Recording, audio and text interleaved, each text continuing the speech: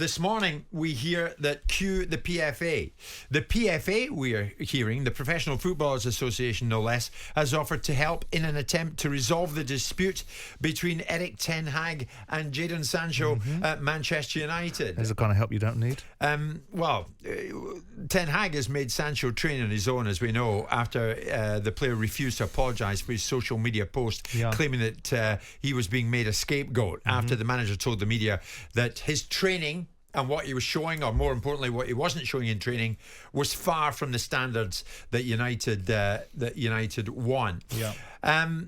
When you cast your mind back 3 weeks ago, this is where it all started, when Ten Hag saying this. Jadon was on his performance on the training. We didn't select him. You have to reach a level every day on Manchester United, and we can make choices in the front line. And so for this game he wasn't selected. So he's not selected. It's gone from bad to worse, because now he's been pretty much banished from the place and been told to stay away. No doubt in full pay. Would it be in full pay? Yeah, I mean, he will, in real terms, what you'd like to do if you have a real situation is removing from the training ground full stop. But the PFA will step in and say, sporting chance, he needs to be able to train as part of the obligation that you have to him as a contract. So you have to provide an environment for him to train in. So realistically, the PFA have already probably got their noses in the trough and put in their two penny thing, which basically brings solutions to absolutely nobody. I've had situations like this. I had a situation with a goalkeeper, Trevor Francis, where the PFA's contribution was everything but constructive, and most of the time divisive and causing more angst. Look, you don't think the PFA's got an important role to play here? Because I think they do. Well, they probably do, because they have to justify their existence. But the reality, they wouldn't make a comment to us this morning. Well, I'm sure they won't, because they'll fall on infertile ground with me, because I've had experience of them. This may be a different PFA, and it may be a new fangled PFA. I doubt it. Surely someone's got to broker a deal here, because Ten Hag's not for budging. No, player's got to do as he's told. Sancho's not for budging. It's a bit about it's like the multi-strike situation in this country. It's a really simple situation. Do I think what Ten Hag said was outrageous? No, I don't. Do I think it was probably ill-advised and unnecessary? Possibly, because I think the best managers don't necessarily out their players in the public domain.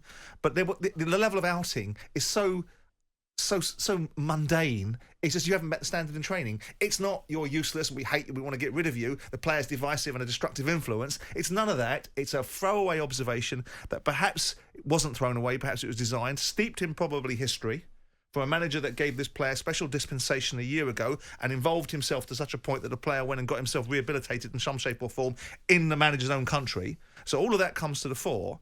Then you've got a player deciding that he's taken exception to it, took to social media, and decides that he's going to go through social media. Said he was being made a scapegoat. I see idiot commentators that turn around here, and we've got one of them coming on this afternoon and talk about the racism in boxing, saying that the opinion of me saying, that the player should learn his place is get in the bin. People need to grow up and look at the reality. You've got to have order.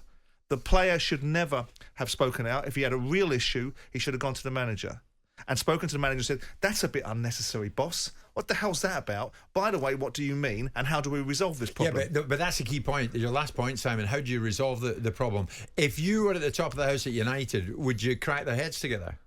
I would ask the manager the length and breadth. First of all, I'd be across it from the outset. I wouldn't be away from it. I wouldn't understand in the abstract. I would understand in the specifics. How have we got to this point? Okay, you're the manager. What do you want to do? I want him gone. End of discussion in January. Seriously, if Ten Hag said, I want him out of here, you're right, okay, consider it done. I would say, how have we got to... I would know how we've got to this point. I would understand explicitly and implicitly.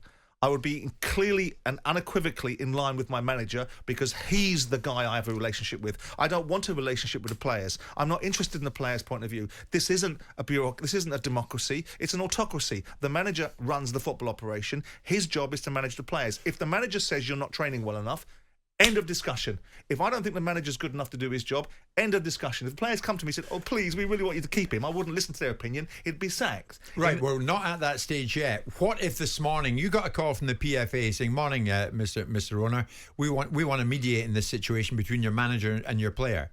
Would you give that the thumbs up? I would, to coin the aforementioned journalist that made observations about my opinions on Twitter, I'd be getting the bin.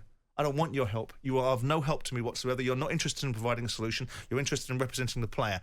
This is my player, my employee. I don't need your help. My manager, if I'm not close to this, and all of a sudden there's surprises coming out, and the manager's been abusing this player and victimising him and really singling him out, I would already be privy to that sort of information. I would have the wrong guy in the dugout. If I've got a manager that's not capable of managing players even-handedly and fairly, then I shouldn't have him in the dugout in the first place. If I believe he's the guy for the job, then he comes to me and says, Mr. Chairman, Mr. Owner, Mr. Chief Executive Officer, I've got a problem with this player. This player, A, first of all, isn't performing anywhere near the level that he should be performing in the last 2 years. B, he's not responding to any kinds of cajoling, persuading or guidance. C, perhaps it was not the greatest call that I made to say something in the media, but I did it for a reason. And D, this is what we got from the player. And E, the player's prepared to die on this particular hill by entrenching himself in a position. So I sit here and I say, look, the reality of it is, which is the more valuable? The player that's now on my balance sheet at 40 million quid that I can sell in January for probably for the same amount of money and get out of this problem, or the manager? The manager. And if your manager said, if Ten Hag was your manager and said, Simon, gone as far as I can, need him out, he'd be gone by lunchtime. He would be. Well, he wouldn't be, because we wouldn't be able to sell him, because he'd be on it would be selling him in January. But we'd have a very clear situation. I would like to think that two grown men could find a solution to a particular problem. I would be unimpressed that it's found its way into the media. The last people, if I had a hole in my backside, the last people that I would ever ask to mediate this situation would be the PFA. And I speak from experience, not from any particular vitriol, because I know how they operate. They'll provide no solutions. They'll come entirely down on the side of the player, and they'll bring nothing of value. It's my understanding that the PFA, I think, will view this, that they have an important role to play. So, well, they don't. Although it's unconfirmed, I expect the PFA to get involved. We've reached out to Sancho's agent, a man called Emeka Obasi, asked him for his comments. Thus far, nothing, but we'll keep checking.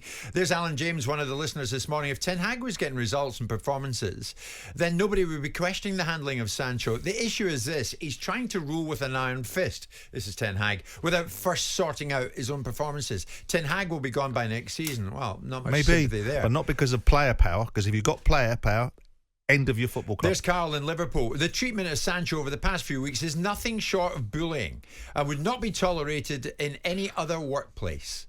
If his training attitude lacked professionalism, that should have been dealt with behind closed doors, not in public domain, as it was. What a stupid comparison. Any other workplace doesn't have the public domain facing perspective. What a stupid observation. United fans, you're never backward and coming forward. Where do you stand in this? Should Sancho apologise to Ten Hag this morning? Get it done, then he's back in the fold. Or should he stand his ground because he feels that he was unfairly treated? Jim White and Simon Jordan. Monday to Friday mornings from 10 on AM, on DAB, via the TalkSPORT app and on your smart speaker. TalkSPORT.